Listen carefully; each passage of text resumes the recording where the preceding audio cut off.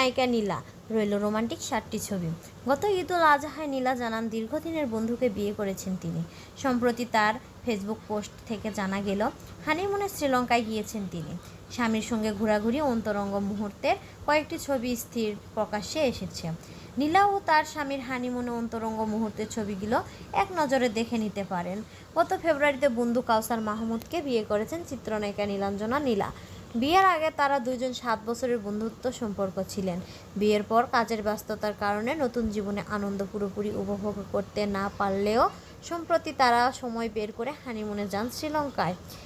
হানিমুনের সময় ধারণ করা ছবিগুলো দেখা যায় সবুজ পাহাড়, সমুদ্র এবং প্রকৃতির মনোরম পরিবেশে স্বামীকে নিয়ে সময় কাটাচ্ছেন নীলা। ছবিগুলো প্রকাশের পর ভক্তদের মধ্যে কৌতূহল তৈরি হয়।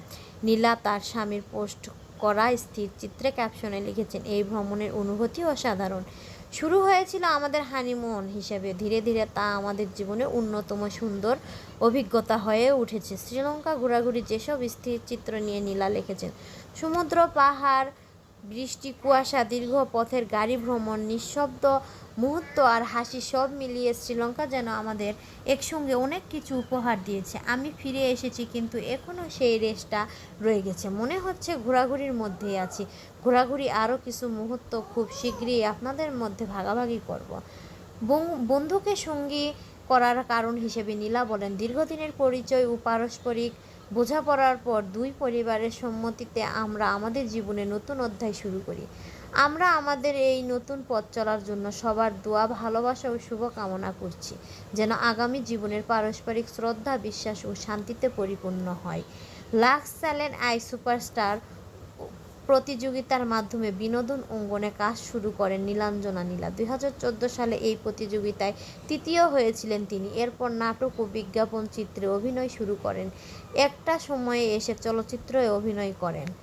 লাক্স তারকা নীলাঞ্জনা নীলার চলচ্চিত্রে অভিষেক গ্রহীন বালুচর দিয়ে। ছবিটি পরিচালনা করেন বদরুল আনাম সৌদি।